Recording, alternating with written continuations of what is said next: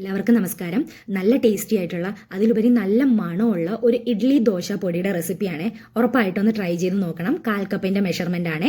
അപ്പോൾ ഒരു പാനിലേക്ക് ഞാൻ 1/4 കപ്പ് ഉഴുന്നും 1/4 കപ്പ് കടലപ്പരിപ്പും ചേർത്തിട്ടുണ്ട്. ഇത് രണ്ടും നന്നായിട്ട് ഗോൾഡൻ ബ്രൗൺ കളർ ആകുന്നത് വരെ ലോ ഫ്ലെയിമിലിട്ട് വറുത്തെടുക്കാം.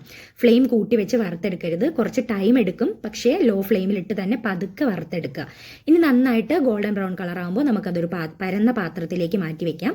ഇനി അതേ പാനിലേക്ക് തന്നെ 1/4 കപ്പ് പൊട്ടുകടല കൂടി ചേർത്ത് നമുക്കത് വറുത്തെടുക്കാം. വറുത്തെടുത്ത പൊട്ടുകടലയും നമുക്ക് നേരത്തെ അതേ പാത്രത്തിലേക്ക് തന്നെ ഇട്ട് കൊടുക്കാം.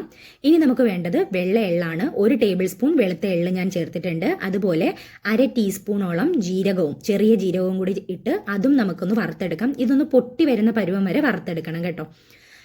ഇനി നമുക്ക് വറുത്തെടുത്ത ജീരകവും എള്ളും കൂടി നമുക്ക് നേരത്തെ അതേ പാത്രത്തിലേക്ക് തന്നെ ഇട്ട് കൊടുക്കാം. ഇനി നമുക്ക് ഇതേ പാനിലേക്ക് തന്നെ ഒരു 2 ടേബിൾ സ്പൂണോളം വെളിച്ചെണ്ണ ഒഴിച്ചു കൊടുക്കാം. ഇനി എണ്ണ ഒന്ന് ചൂടായി വരുമ്പോൾ അതിലേക്ക് ഒരു 4 അല്ലി വെളുത്തുള്ളി ഒന്ന് ചതച്ച് ചേർത്ത് കൊടുക്കാം. വലിയ അല്ലി വെളുത്തുള്ളി ആയതുകൊണ്ടാണ് ഞാൻ 4 ചേർത്തത്. ചെറിയ അല്ലി ആണെങ്കിൽ നിങ്ങൾക്ക് ഒരു 5 6 എണ്ണ എടുക്കാം കേട്ടോ. അതും ഒന്ന് നന്നായിട്ട് ഗോൾഡൻ ബ്രൗൺ കളർ ആവുന്നവരെ വറുത്ത് നമുക്ക് കോരി മാറ്റാം. ഇനി ഇതിലേക്ക് സെയിം എണ്ണയിലേക്ക് തന്നെ നമുക്കൊരു 12 കാശ്മീരി മുളകാണ്, അതാണ് ഞാൻ ചേർത്തിരിക്കുന്നത്. 12 എണ്ണം കറക്റ്റ് എരിവാണ് കേട്ടോ, കറക്റ്റ് കളറും കിട്ടും. അപ്പോൾ നിങ്ങളുടെ മുളക് ചെറുതാണെങ്കിൽ എണ്ണം കൂട്ടിയെടുത്തോളൂ കേട്ടോ. അതും നന്നായിട്ട് വറുത്ത് നമുക്ക് ആ പാത്രത്തിലേക്ക് ഇട്ട് കൊടുക്കാം. ഇനി ഞാനൊരു 3 തണ്ട് കറിവേപ്പില എടുത്തിട്ടുണ്ട്. കറിവേപ്പിലയൊക്കെ നിങ്ങളുടെ ആവശ്യത്തിന് ഇഷ്ടത്തിന് സ്മെല്ലിൻ്റെ അനുസരിച്ച് നിങ്ങൾക്ക് കൂട്ടോ കുറയ്ക്കുകയോ ചെയ്യാം.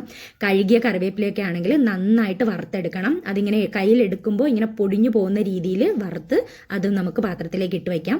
ഇനി ഇതെല്ലാം നന്നായിട്ടൊന്ന് തണുത്തതിന് ശേഷം നമുക്ക് മിക്സിയുടെ ജാറിലിട്ട് പൊടിച്ചെടുക്കാം.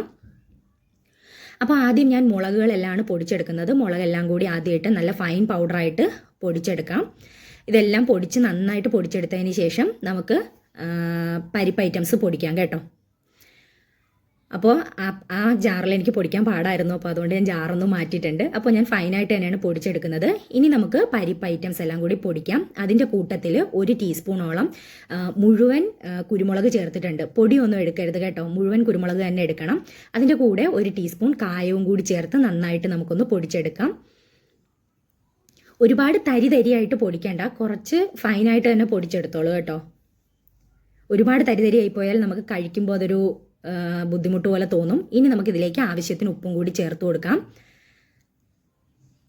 അപ്പോൾ ഉപ്പും കൂടി ചേർത്ത് നന്നായിട്ട് ഇത് പൊടിച്ചെടുത്തതിന് ശേഷം അപ്പോൾ ഞാൻ നേരത്തെ ആ മുളക് പൊടിച്ചതും കൂടി ഇതിൻ്റെ കൂടെ ഇട്ട് മിക്സ് ചെയ്ത് പൊടിച്ചിട്ടുണ്ട് കേട്ടോ, ഒന്ന് മിക്സ് ചെയ്തിട്ടുണ്ട്. ഇനി ഇതെല്ലാം കൂടി നമുക്കൊരു പാത്രത്തിലേക്ക് ഇട്ടതിന് ശേഷം കൈ കൊണ്ട് നന്നായിട്ട് മിക്സ് ചെയ്തെടുക്കണം. അപ്പോൾ ഉപ്പൊക്കെ എല്ലായിടത്തും സ്പ്രെഡ് ആവാൻ വേണ്ടിയിട്ടാണ്.